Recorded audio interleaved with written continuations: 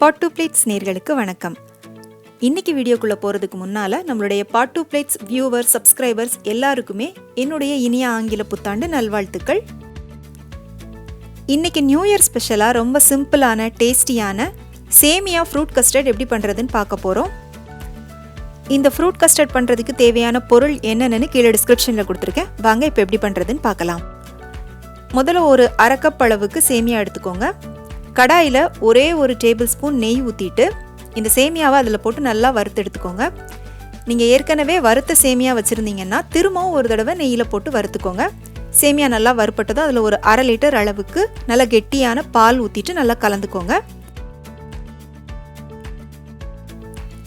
இந்த பால் நல்லா கொதிச்சு இதில் நம்ம சேர்த்துருக்கிற இந்த சேமியா நல்லா வெந்து வந்ததுக்கப்புறமா இதுக்கு தேவையான சர்க்கரை சேர்த்துக்கலாம். இந்த மாதிரி சைடில் ஆடைகள் ஏதாச்சும் இருந்துச்சுன்னா உள்ளே எடுத்து விட்டு கொதிக்க விட்டுக்கோங்க.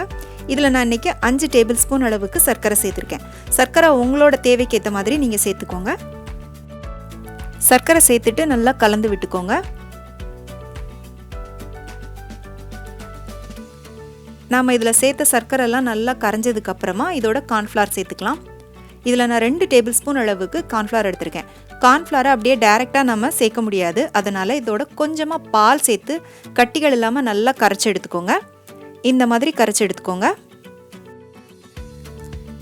இப்போ இந்த கார்ன்ஃப்ளவரை இதோட ஊற்றி நல்லா கலந்துக்கோங்க.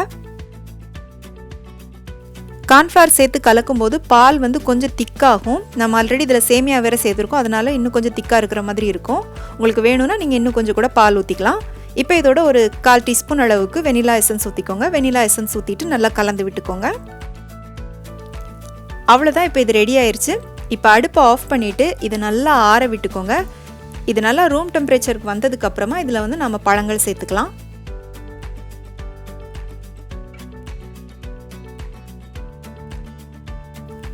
இப்போ இந்த கஸ்டர்ட் நல்லா ஆறிடுச்சு. ஆறினதுக்கப்புறமா இன்னும் கொஞ்சம் கூட நல்லாவே கெட்டியாயிருக்கு. ஏன்னா இதில் நம்ம சேமியா சேர்த்துருக்கோம் இல்லையா, அதனால் இது நல்லாவே கெட்டியாயிருக்கு. அதனால் நான் என்ன பண்ணியிருக்கேன்னா ஒரு அரை கப் அளவுக்கு நல்லா காய்ச்சி ஆற விட்ட பால் இதோடு சேர்த்து நல்லா கலந்துக்கிட்டேன். இதில் நீங்கள் பாலுக்கு பதிலாக ஒரு 2 டேபிள் ஸ்பூன் அளவுக்கு ஃப்ரெஷ் க்ரீம் கூட சேர்த்துக்கலாம். ரொம்ப ரொம்ப நல்லாயிருக்கும். இப்போ இதை வேற ஒரு பவுலுக்கு மாற்றிக்கலாம்.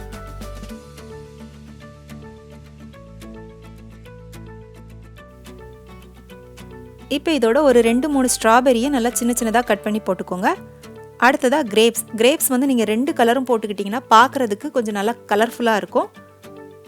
ஒரு பாதி வாழைப்பழத்தை சின்ன சின்னதாக கட் பண்ணி போட்டுக்கோங்க. அப்புறமா ஒரு 2 துண்டு ஆப்பிளையும் குட்டி குட்டியாக கட் பண்ணி போட்டு நல்லா கலந்துக்கோங்க. இப்போ இதில் நீங்கள் இந்த ஃப்ரூட்ஸ் தான் போடணும்னு இல்லை, உங்களுக்கு பிடிச்ச எல்லா ஃப்ரூட்ஸும் போட்டுக்கலாம். மாதுளம்பழம், அன்னாசி பழம், பேரிச்சம்பழம், இந்த மாதிரி உங்களுக்கு பிடிச்ச எல்லா ஃப்ரூட்ஸும் போட்டுக்கலாம். ட்ரை ஃப்ரூட்ஸ் அண்ட் நட்ஸ் கூட போட்டுக்கலாம். ட்ரை ஃப்ரூட்ஸ் அண்ட் நட்ஸ் போடுறதா இருந்தால் கொஞ்சமாக நெய்யில் வறுத்துட்டு போட்டுக்கோங்க. அவ்வளோதான், நம்மளுடைய சிம்பிளான ரொம்ப டேஸ்டியான சேமியா ஃப்ரூட் கஸ்டர்ட் தயாராகிடுச்சு. இதை நீங்கள் அப்படியே சாப்பிட்றதா இருந்தாலும் சாப்பிட்லாம், இல்லை ஒரு மணி நேரம் ஃப்ரிட்ஜில் வச்சுட்டு நல்லா சில்லுன்னு சாப்பிட்றதா இருந்தாலும் சாப்பிட்லாம். ரொம்ப ரொம்ப நல்லாயிருக்கும். இந்த ரெசிபி குழந்தைங்கள்லேருந்து பெரியவங்க வரை எல்லாருக்குமே ரொம்ப பிடிக்கும். இந்த ரெசிபி உங்கள் வீட்டில் செஞ்சு பார்த்துட்டு எப்படி இருந்துச்சுன்னு உங்களுடைய கருத்துக்களை எனக்கு மறக்காமல் கீழே கமெண்ட் செக்ஷனில் சொல்லுங்கள். பிடிச்சிருந்தா உங்கள் ஃப்ரெண்ட்ஸுக்கும் ஷேர் பண்ணுங்கள், லைக் பண்ணுங்கள், சேனலுக்கு சப்ஸ்கிரைப் பண்ணுங்கள். மீண்டும் வேறொரு ரெசிபியோடு சந்திக்கிறேன். நன்றி, வணக்கம்.